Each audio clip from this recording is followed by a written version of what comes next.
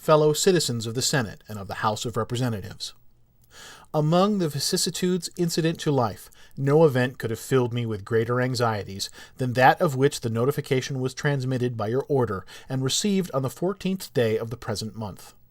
On the one hand, I was summoned by my country, whose voice I can never hear, but with veneration and with love, from a retreat which I had chosen with the fondest predilection, and, in my flattering hopes, with an immutable decision, as the asylum of my declining years, a retreat which was rendered every day more necessary, as well as more dear to me, by the addition of habit to inclination, and of frequent interruptions in my health to the gradual waste committed on it by time.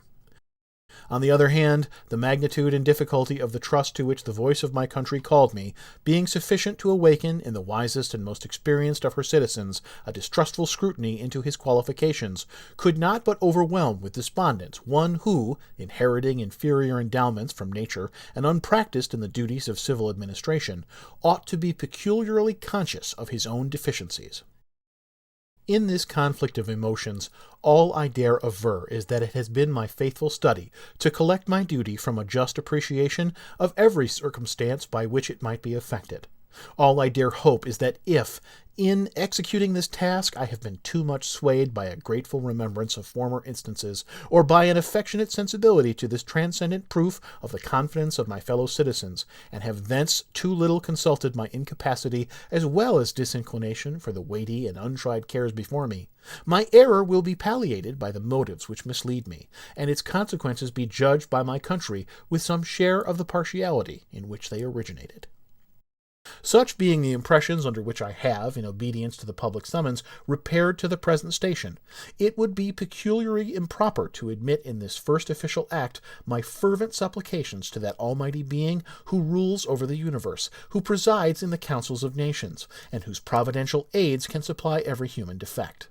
that his benediction may consecrate to the liberties and happiness of the people of the United States a government instituted by themselves for these essential purposes, and may enable every instrument employed in its administration to execute with success the functions allotted to his charge. In tendering this homage to the great author of every public and private good, I assure myself that it expresses your sentiments not less than my own, nor those of my fellow citizens at large less than either. No people can be bound to acknowledge and adore the invisible hand which conducts the affairs of men more than those of the United States. Every step by which they have advanced to the character of an independent nation seems to have been distinguished by some token of providential agency, and in the important revolution just accomplished in the system of their united government, the tranquil deliberations and voluntary consent of so many distinct communities, from which the event has resulted, cannot be compared with the means by which most governments have been established without some return of pious gratitude, along with a humble anticipation of the future blessings which the past seemed to presage.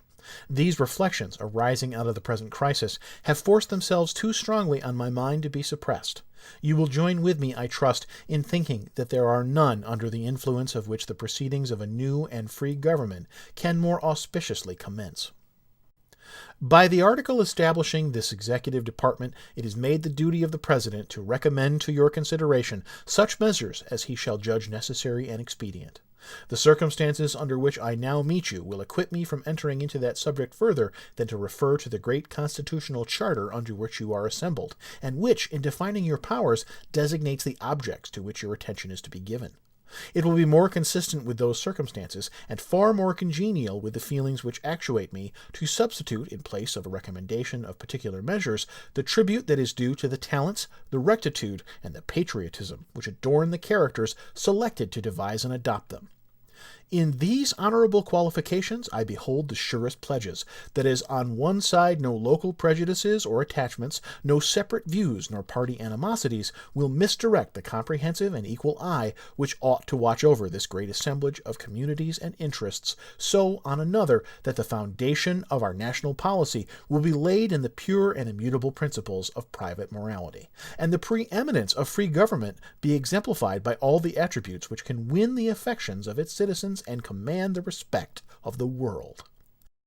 I dwell on this prospect with every satisfaction which an ardent love for my country can inspire, since there is no truth more thoroughly established than that there exists in the economy and course of nature an indissoluble union between virtue and happiness, between duty and advantage, between the genuine maxims of an honest and magnanimous policy and the solid rewards of public prosperity and felicity, since we ought to be no less persuaded that the propitious smiles of heaven can never be expected on a nation that disregards the eternal rules of order and right which heaven itself has ordained. And since the preservation of the sacred fire of liberty and the destiny of the republican model of government are justly considered, perhaps, as deeply, as finally staked on the experiment entrusted to the hands of the American people.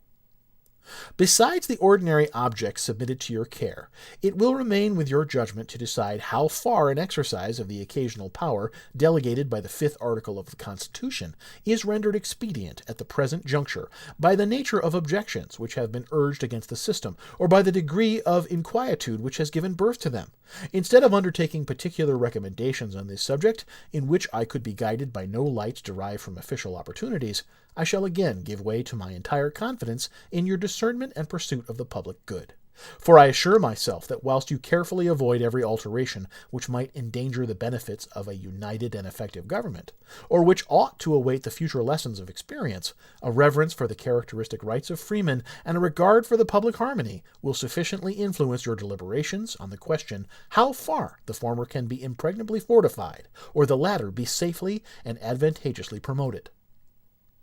To the foregoing observations I have one to add, which will be most properly addressed to the House of Representatives. It concerns myself, and will therefore be as brief as possible. When I was first honored with a call into the service of my country, then on the eve of an arduous struggle for its liberties, the light in which I contemplated my duty required that I should renounce every pecuniary compensation. From this resolution I have in no instance departed, and being still under the impressions which produced it, I must decline as inapplicable to myself any share in the personal emoluments which may be indispensably included in a permanent provision for the executive department, and must accordingly pray that the pecuniary estimates for the station in which I am placed may, during my continuance in it, be limited to such actual expenditures as the public good may be thought to require.